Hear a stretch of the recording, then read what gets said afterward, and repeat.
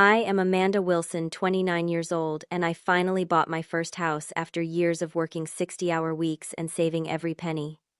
The pride I felt walking through my own front door was indescribable.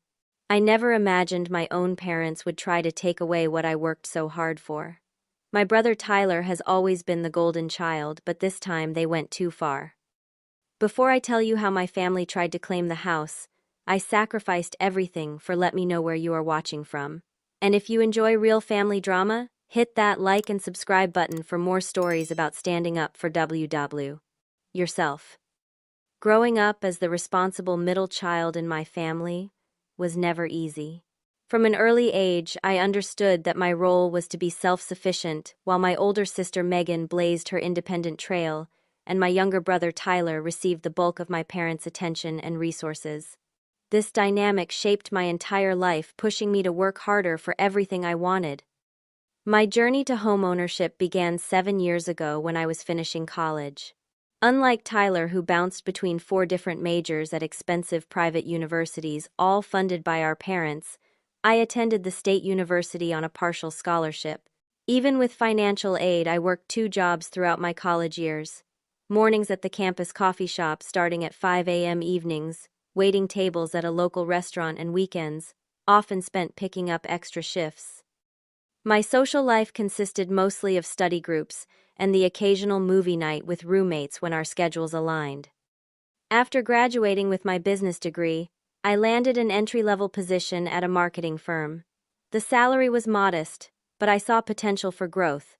While my friends splurged on apartments in trendy neighborhoods, I found 2 roommates and took the smallest bedroom in a dated apartment complex to minimize expenses.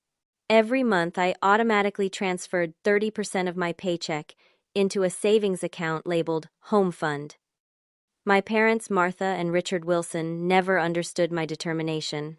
Every Sunday dinner at their suburban home included some variation of, "When are you going to start enjoying life, Amanda?" or "You work too much, you will burn out before you are 30. Meanwhile, they would gush about Tyler's latest venture or idea despite his track record of abandoned projects and financial missteps. Tyler, now 26, had developed a predictable pattern. He would announce a brilliant new career path, my parents would fund whatever education or equipment he needed, and within months, he would decide it wasn't his true calling after all. Photography equipment collected dust in their garage next to DJ gear and half-finished furniture from his woodworking phase. Despite this, my parents maintained unwavering faith that Tyler would eventually find his path to greatness. After 5 years of promotions at work and increasingly strict budgeting, I had finally saved enough for a down payment. The house hunting process took months. I viewed dozens of properties, researched neighborhoods extensively, and calculated every potential expense until I found it the perfect place. A 3-bedroom craftsman-style home, with original hardwood floors, a cozy front porch, and most importantly, a beautiful master suite, with a walk-in closet and attached bathroom. It was slightly above my initial budget, but the inspection showed it was in excellent condition, and the location would likely appreciate in value over time.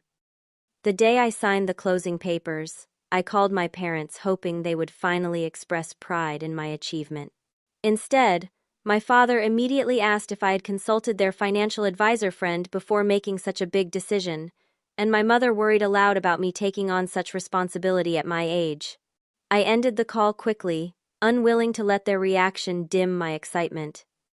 Moving day was a milestone I had visualized for years. My friends Jessica and Stephanie helped me arrange the furniture I had carefully selected over months of comparing prices and quality. The sectional sofa for the living room, the dining table, large enough for dinner parties I hoped to host, and the king-sized bed that was my splurge for the master bedroom. As we uncorked a bottle of champagne that evening, Jessica raised her glass and said, "To Amanda, who worked her ass off for this gorgeous home, while the rest of us were still figuring out how to adult."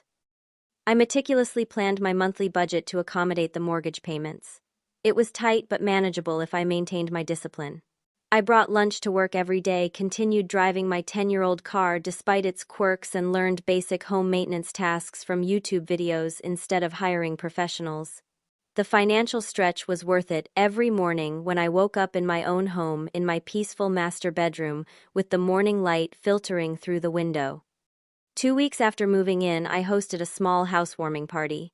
As my friends explored the house, I overheard Stephanie whisper to Jessica, "Can you believe she did this all on her own? No help from anyone." Meanwhile, my coworker Ryan remarked on the detailed spreadsheet I had created to track home-related expenses, joking that only I would approach homeownership with such organization. These moments validated my journey and the sacrifices I had made along the way. Yet despite my accomplishment, I still harbored a lingering hope for parental approval. I wanted them to recognize my hard work and self-reliance the way they celebrated Tyler's potential. This desire for validation would soon prove to be my blind spot in the events that followed. My parents' first visit to my new home came 3 weeks after I had moved in. I spent the entire day before their arrival, deep cleaning every room, arranging fresh flowers in the entryway, and preparing a homemade meal I knew they would enjoy. As I heard their car pull into the driveway, I straightened my shoulders and prepared for the grand reveal. Dad barely looked around as he stepped inside, immediately commenting on the steep driveway and asking if it would be a problem in winter. Mom ran her finger along the hallway shelf, inspecting for dust, before offering a thin smile. I led them through each room, pointing out the features I loved. The kitchen with its farmhouse sink, the cozy reading nook in the living room, the spare bedroom I had set up as a home office. Their responses were lukewarm at best. My mother Martha wandered into the master bedroom and remarked, "This is quite spacious, for just one person, isn't it?" Then followed immediately with, "The paint color is a bit dark. I'd have chosen something lighter to open up the space." It was her version of a compliment, hidden inside criticism, a communication style I had grown accustomed to over the years. In the kitchen, as I prepared dinner, my father leaned against the counter and asked point blank, "How much did you pay for this place?" When I told him, he whistled low. "Are you sure you didn't overpay? The market seems inflated right now." I bit my tongue and focused on stirring the pasta sauce. We were halfway through dinner when my mother delicately placed her fork down and exchanged a meaningful look with my father. "Richard, didn't you want to discuss something with Amanda?" Dad cleared his throat. "It's about your brother." My stomach tightened instantly. Conversations that began this way rarely ended well for me. "Tyler lost his apartment," Mom interjected, her voice taking on the protective tone she reserved exclusively for my brother. "His company downsized and he was let go last month. Has been staying on Leonard and Kim's couch, but you know how small their place is." I didn't immediately respond, sensing where this conversation was heading. "We were thinking," my father continued, "that Tyler could move in here with you, just until he gets back on his feet, 3 months tops." The request hung in the air as I carefully considered my response. Part of me wanted to immediately refuse. This was my house, my sanctuary that I had worked years to obtain. Yet the ingrained people-pleaser in me, particularly when it came to family, made outright refusal feel impossible.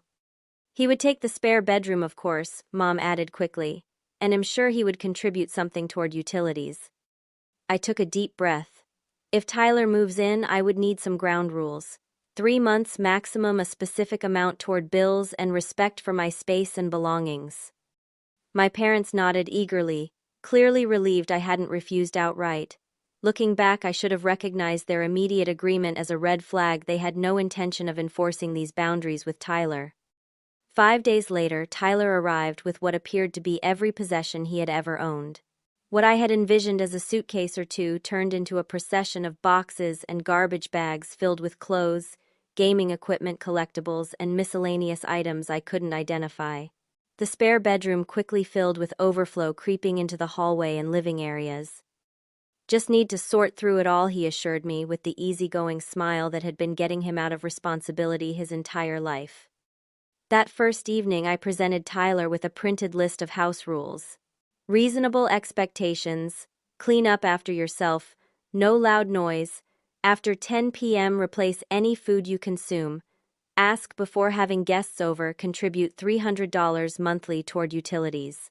He glanced at the paper, folded it into his pocket, and said, "Sure thing, sis. Whatever you need." By the end of the first week, it became apparent that Tyler's agreement had been mere lip service. Dishes piled in the sink, damp towels lay on bathroom floors, and midnight gaming sessions with his online friends became routine. Each morning I would wake to evidence of late-night snacks, abandoned on the coffee table foods I had purchased for my own meals and lunch preparations. I tried addressing these issues calmly. "Hey Tyler, I noticed you've been using my special coffee. That stuff is pretty expensive, so could you either replace it or stick to the regular coffee in the pantry?" His response was always some variation of casual dismissal. "My bad, I didn't realize it was special. You're so uptight about this stuff, Amanda. It's just coffee." But it wasn't just coffee. It was yet another boundary crossed, another expectation that I would accommodate his needs and preferences while he remained oblivious to mine. Meanwhile, my parents called daily, always asking first how Tyler was doing, as if he were a child in my care rather than a grown man taking advantage of my generosity. When I mentioned any issues, their responses minimized my concerns. "Hess adjusting, Amanda," my mother would say. "Remember how stressed you were when you first moved. Give him time to settle in." My father was more direct. "Don't be so rigid. Hes your brother, not a tenant. Family supports family." Their perspective ignored a crucial fact: I had never needed their support in this way. From my first apartment with 3 roommates to this house I now owned, I had managed my responsibilities and paid my own way.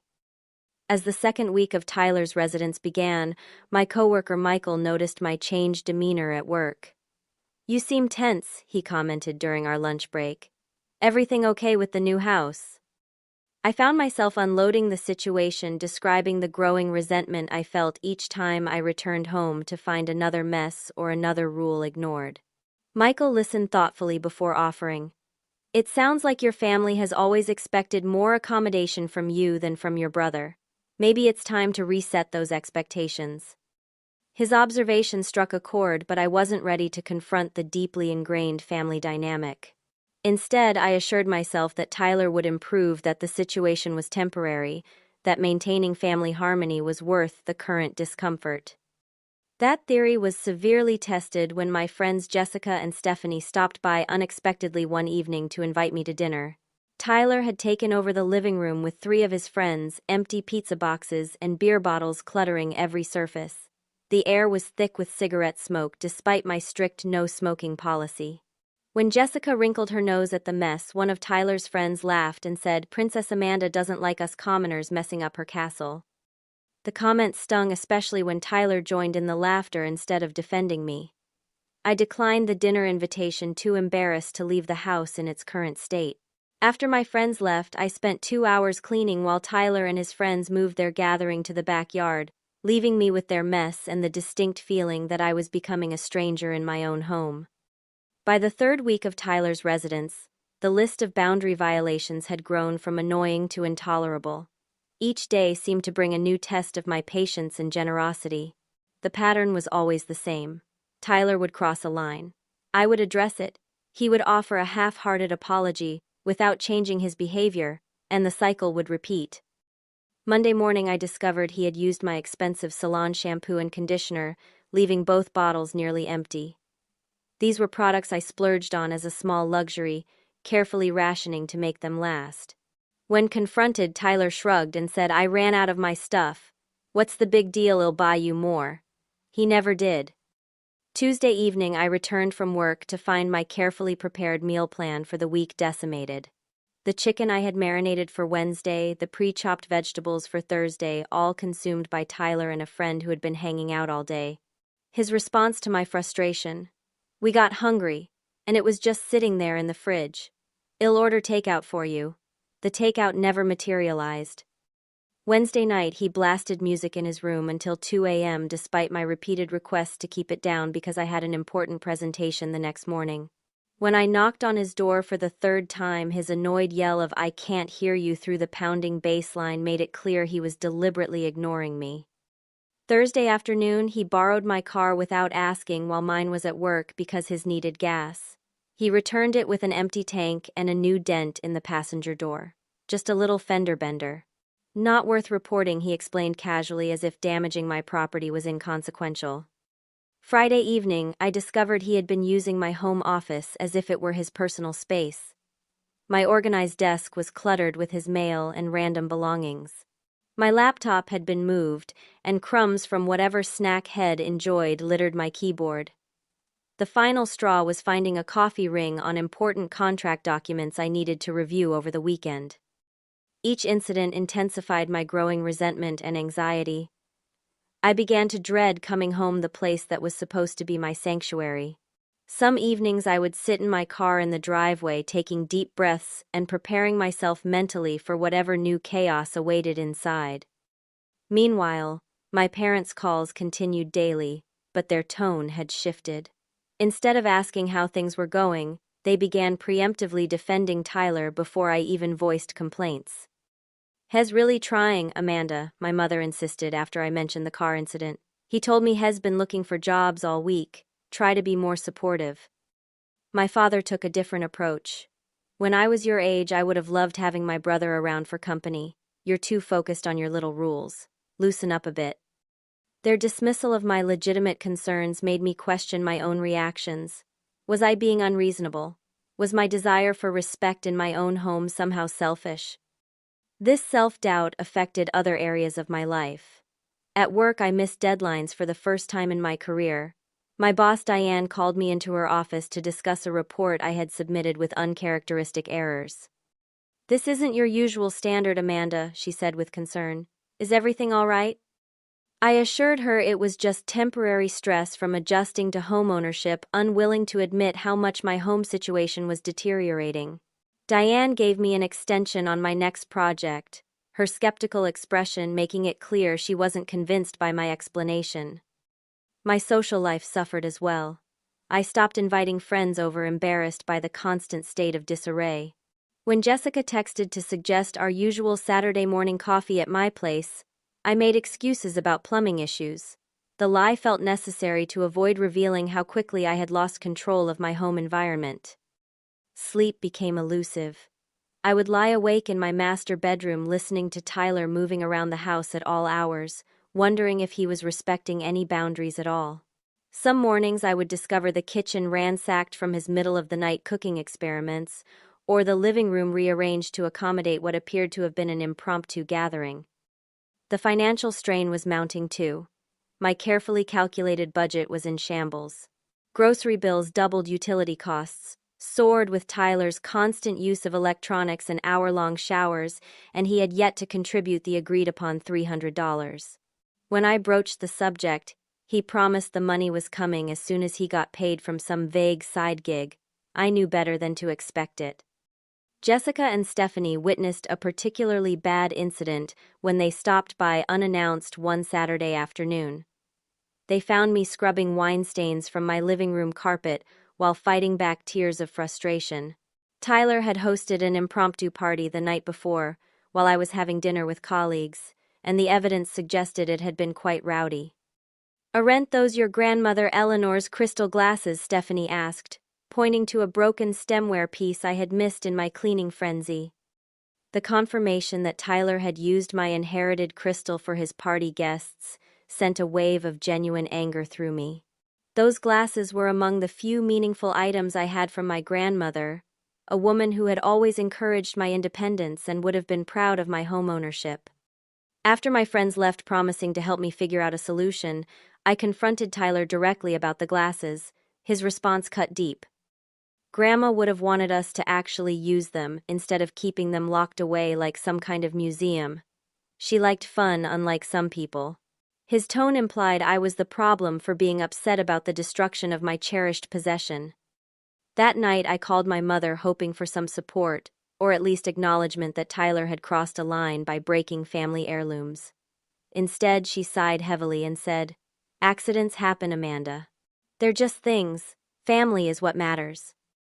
Her response crystallized what I had suspected, but hadn't wanted to admit. In my family's hierarchy of needs, Tyler's comfort would always outrank my boundaries. No violation would be significant enough to warrant holding him accountable. The breaking point came when I returned early from a business dinner to find Tyler had commandeered my home office for some kind of gaming party.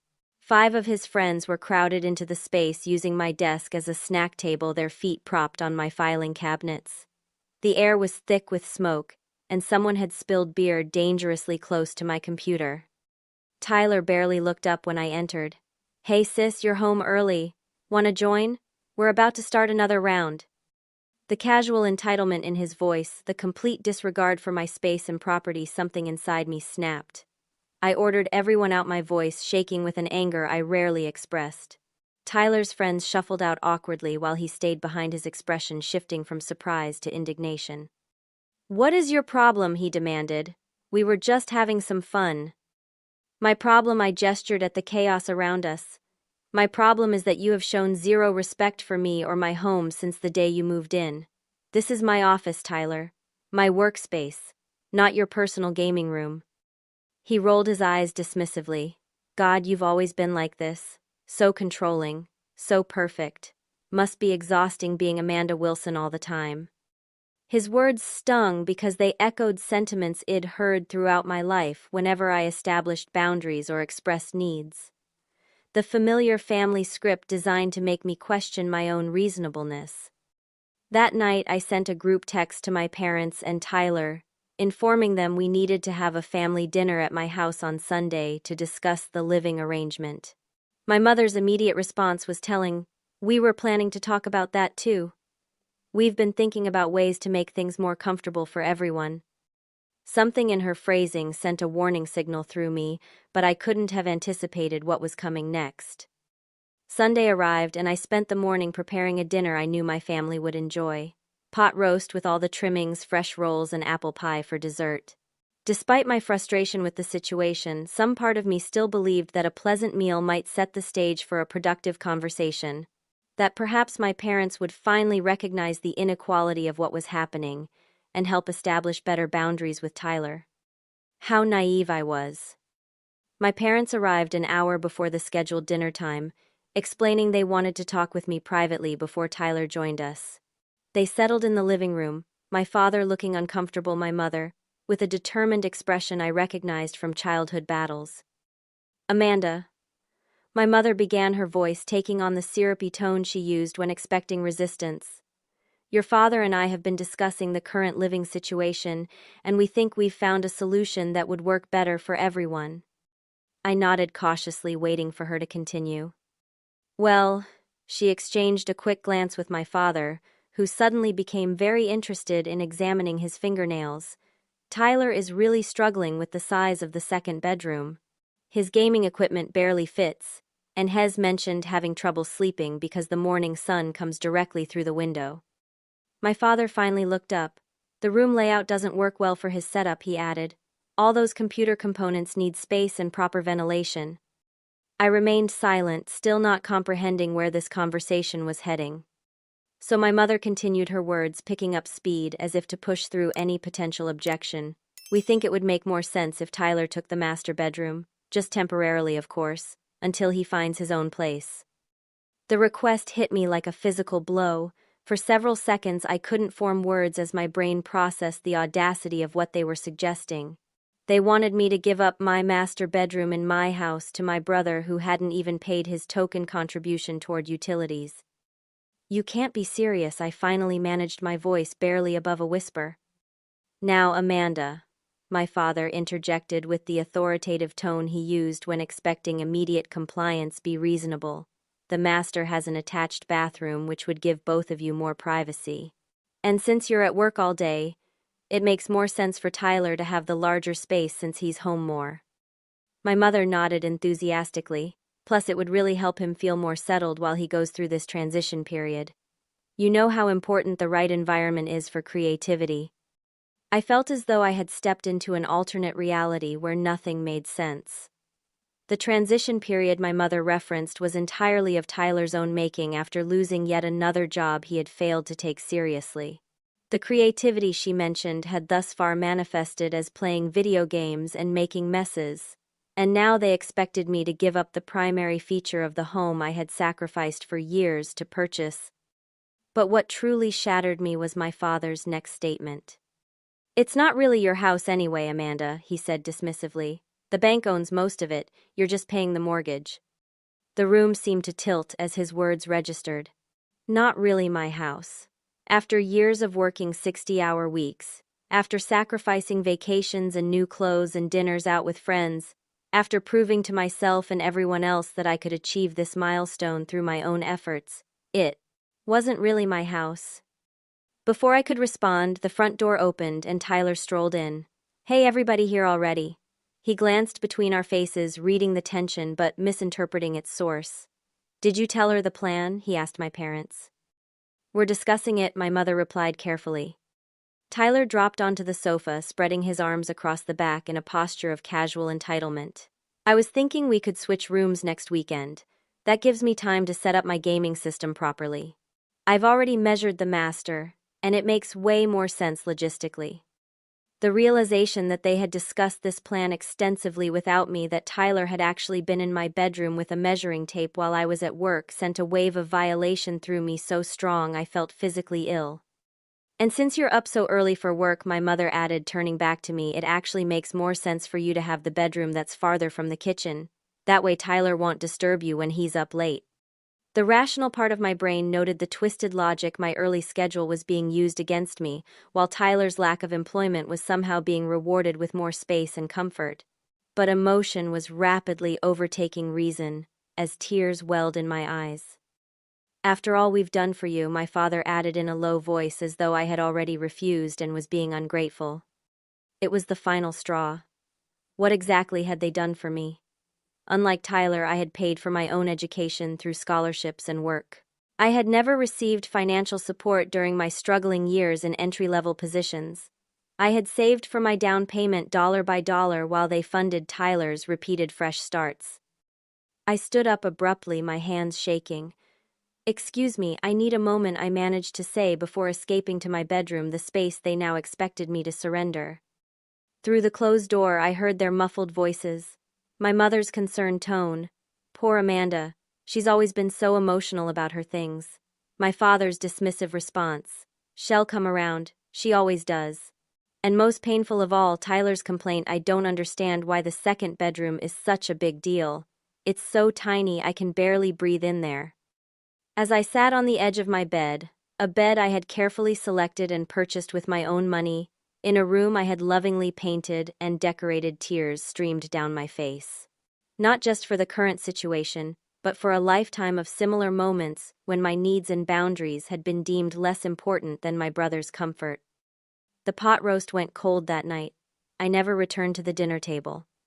I spent that night alternating between tears and a simmering anger that felt foreign to my people-pleasing nature.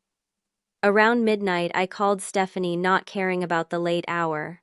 She answered immediately, and I poured out the entire outrageous situation through choked sobs. "They want you to give up your master bedroom in your house," she repeated, her incredulity validating my own sense that this crossed all reasonable boundaries. "Amanda, that's insane. You know that, right?" Her directness cut through my emotional fog.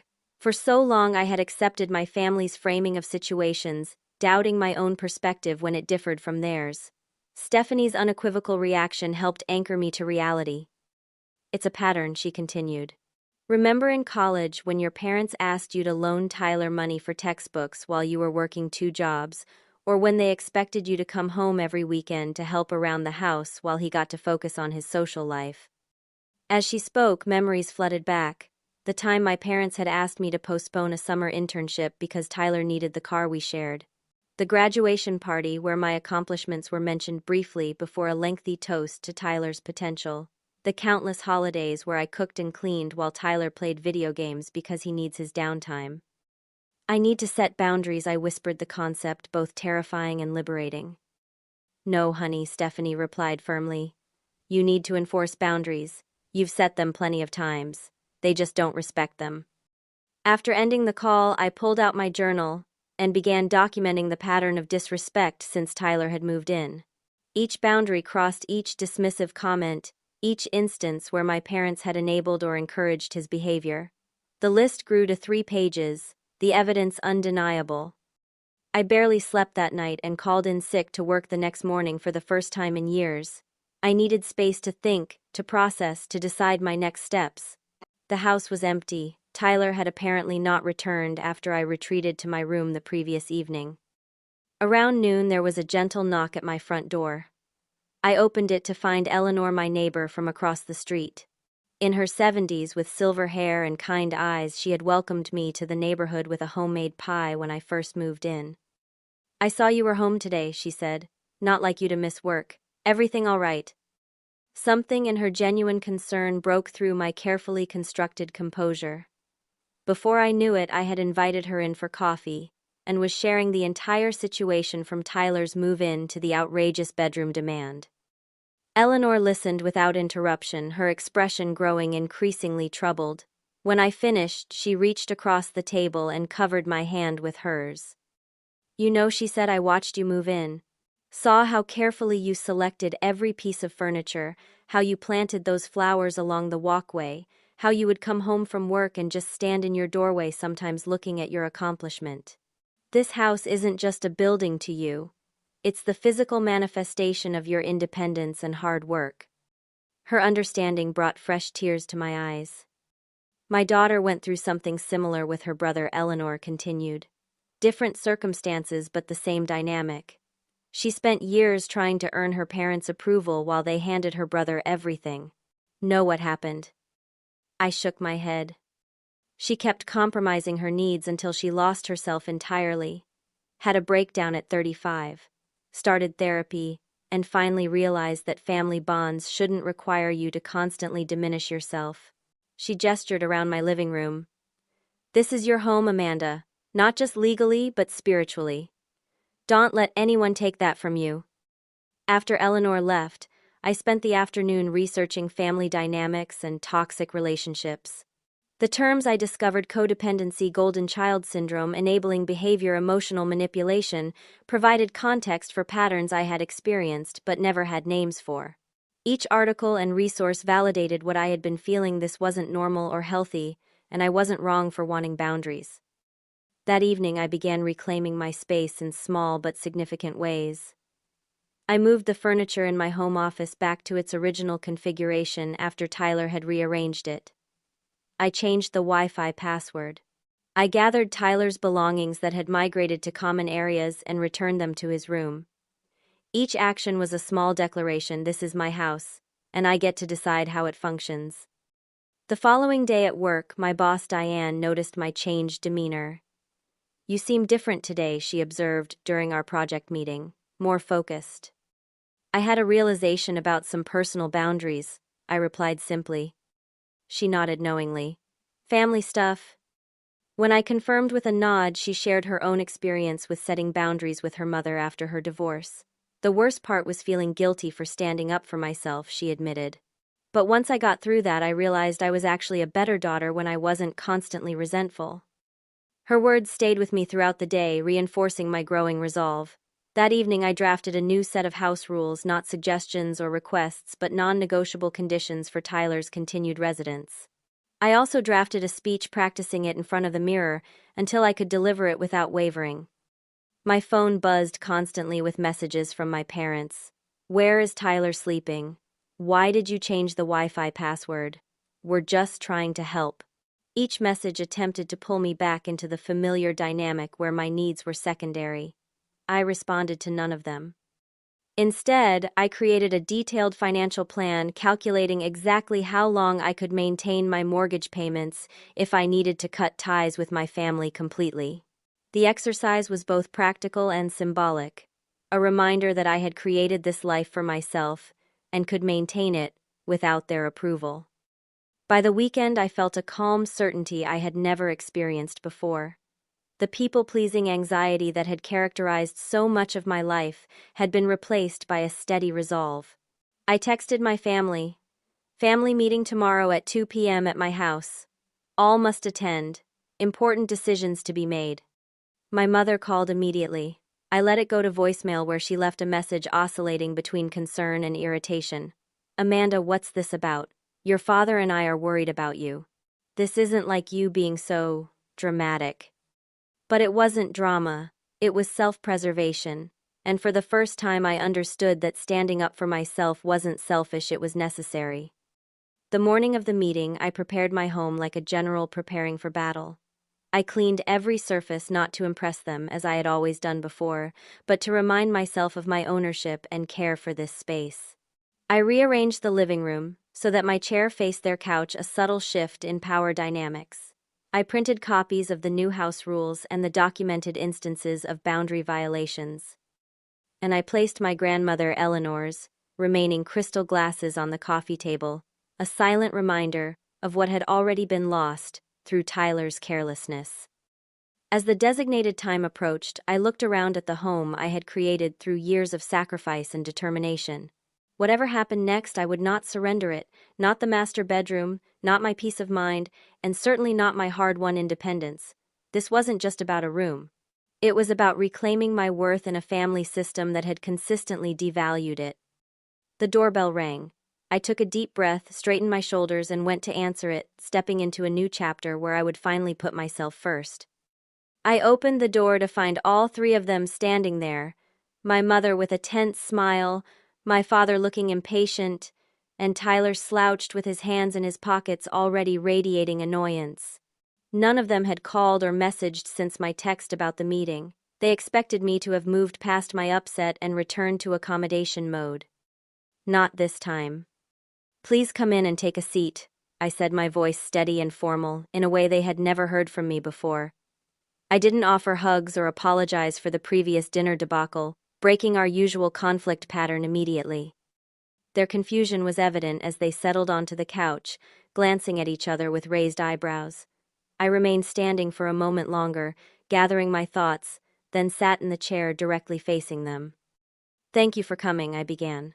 "This meeting is about establishing clear boundaries moving forward. I have prepared some documents I want us to review together." "Amanda," my mother interrupted, her voice taking on the soothing tone she used when she thought I was being unreasonable. "We understand you're upset about the bedroom situation, but there's no need for all this formality. We're family." I looked directly at her. Yes, we are family. And that's precisely why this conversation is necessary. Being family should mean respecting each other's boundaries and property, not demanding sacrifices from only certain members. My father shifted uncomfortably. "If this is about the master bedroom..." "This is about much more than the bedroom," I interjected, surprising myself with my willingness to cut him off. "This is about a pattern of disregard for my boundaries, my home, and my achievements."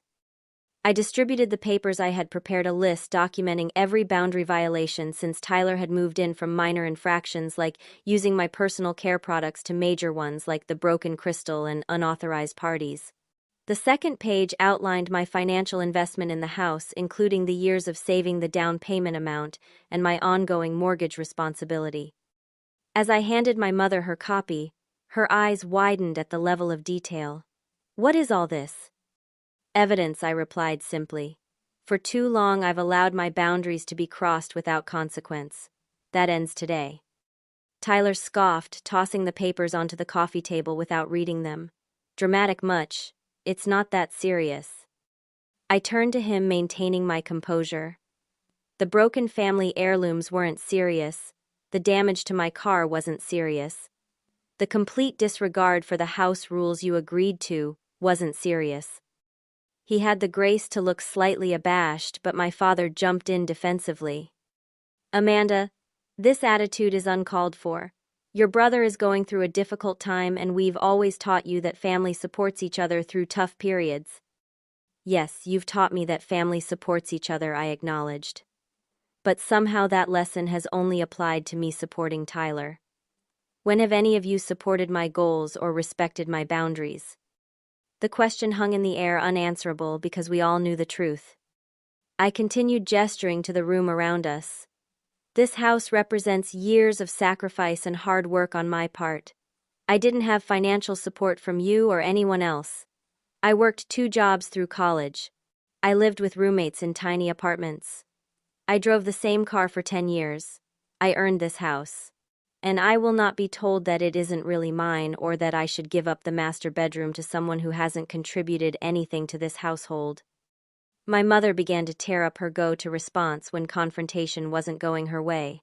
"Amanda, you're being cruel. We only suggested the bedroom swap because Tyler needs.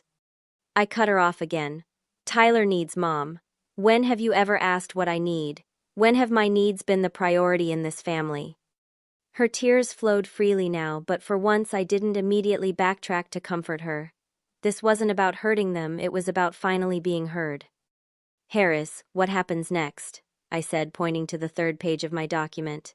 These are the new house rules. They are non-negotiable. If Tyler chooses to continue living here, he will follow every one of them.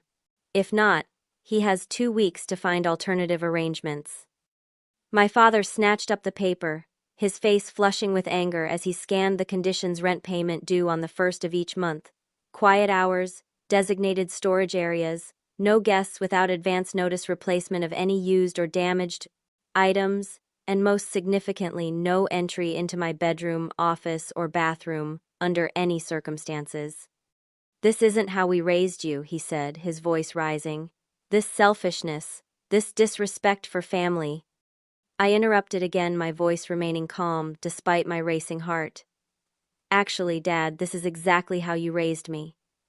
To be responsible, to work hard for what I want, to honor commitments. I'm simply asking Tyler to do the same. Tyler's expression had shifted from annoyance to disbelief as he realized I was serious. But what about the master bedroom, he asked, still fixated on his entitlement. The master bedroom is mine, I stated firmly. It was never up for negotiation. The fact that you all discussed taking it from me without my input shows exactly why these boundaries are necessary. My mother wiped her tears, her expression hardening. If you do this, if you force these cold, formal rules on your brother, you'll damage this family. The implied threat hung in the air, cutting me off emotionally if I didn't comply. It was a familiar tactic, one that had worked countless times before, but not today.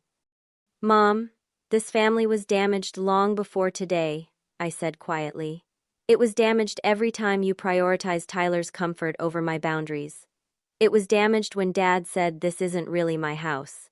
It was damaged when you discussed taking my bedroom without even consulting me. I'm not causing the damage. I'm finally acknowledging it. My father stood abruptly. I won't sit here and be lectured by my own daughter. This isn't how family treats each other. I remained seated, looking up at him calmly. You're right. Family shouldn't treat each other this way. Family should respect each other's achievements, support each other's independence, and honor each other's boundaries. That's the kind of family relationship I'm willing to have moving forward. If you can't accept these terms, my mother's voice was cold, now don't expect our financial support when you need it. The statement was so disconnected from reality that I actually laughed, a short surprise sound that seemed to startle all of them. Mom, I haven't needed or received your financial support since I was 18. I've been completely independent for years. That threat has no power here. The realization visibly washed over her face. For so long they had operated under the assumption that I was somehow beholden to them, that I needed their approval and support. The truth that I had been self-sufficient all along seemed to genuinely shock her. My father grabbed his keys. We're leaving. Come on, Martha Tyler. Well, discuss this as a family when she's calmed down and come to her senses. I remained seated as my parents headed for the door. Tyler lingered, looking uncertain for the first time. You were serious about the 2 weeks, he asked quietly. I nodded. 2 weeks to either agree to the new terms or find somewhere else to live. Your choice, Tyler. For a brief moment I saw something new in his expression, a flicker of respect perhaps, or simply the recognition that the dynamics had shifted irreversibly. Mom and Dad aren't going to be happy, he said. Their happiness isn't my responsibility, I replied. And it isn't yours either. Maybe it's time we both recognize that. He nodded slowly, then followed my parents out the door. As it closed behind them, I released a long breath, my body finally registering the emotional toll of the confrontation. But beneath the exhaustion was something new: pride. For the first time in my life, I had stood firm in my own worth, without wavering.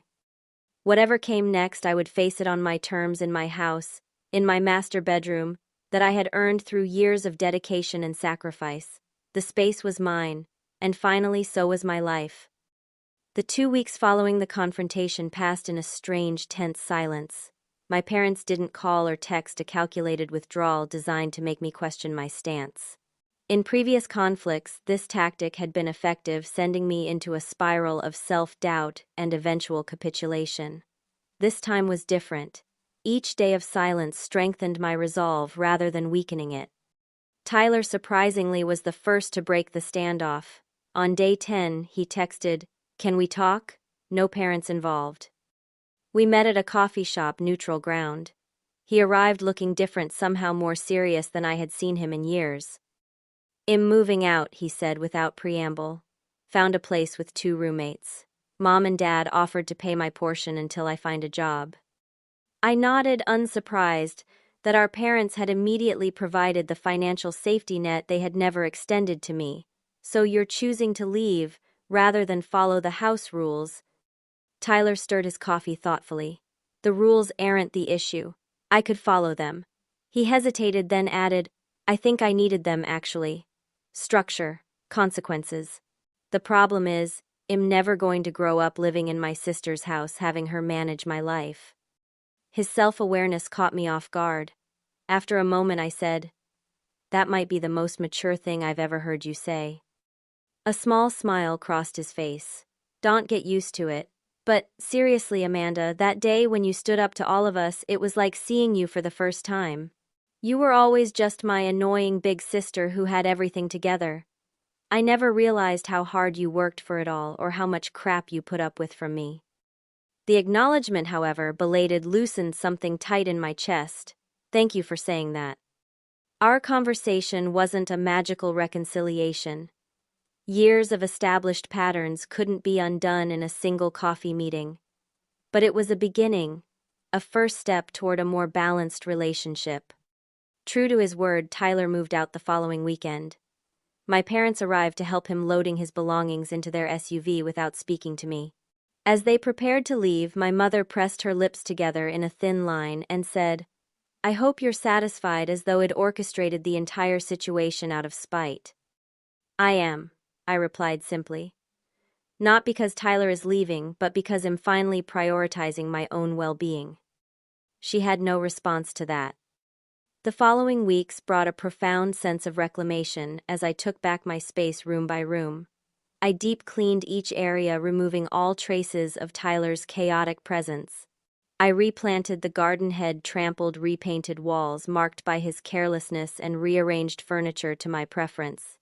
Each act was both practical and symbolic, a reconsecration of my home as a sanctuary. The silence from my parents continued, but I resisted the familiar pull to reach out and smooth things over. Instead, I focused on healing the parts of myself that had been diminished by years of placing others' needs before my own. I began therapy, working through the complex family dynamics that had shaped my people-pleasing tendencies. My therapist helped me recognize that setting boundaries wasn't selfish. It was essential for healthy relationships. "We don't teach others how to treat us by being endlessly accommodating," she explained. "We teach them by demonstrating what we will and won't accept." Parallel to my emotional healing, I expanded my social connections. I joined a local hiking group, finding unexpected joy in Saturday morning trails and post-hike brunches with new friends who knew me only as I was now, not as the accommodating daughter and sister I'd been before. Through the hiking group, I met David, a landscape architect with kind eyes and a thoughtful manner. Our friendship developed slowly, built on mutual respect and genuine interest in each other's lives. When I finally invited him to my home for dinner, I found myself sharing the story of the master bedroom confrontation. "That's incredible," he said, after listening intently. "Standing up to your whole family like that took real courage." It didn't feel like courage at the time, I admitted. It felt like survival. "Sometimes they're the same thing," he replied. 3 months after the confrontation, I received an unexpected call from my Aunt Susan, my father's sister, who had been estranged from our family for years. She had heard about the situation through family grapevine and wanted to check on me. "Your father and my father did the same thing to me," she revealed during our lunch meeting. "Demanded sacrifices, minimized my achievements, acted like my boundaries were personal attacks. I chose distance for my own sanity." Our conversation illuminated family patterns I hadn't recognized stretching back generations. The golden child dynamic wasn't new. Tyler had simply inherited the role my father had played in his own family. Susan became an unexpected ally and mentor in navigating the complicated emotions of family estrangement. "You're not abandoning them by protecting yourself," she assured me. "You're just refusing to abandon yourself anymore." 4 months into the silence, my mother called.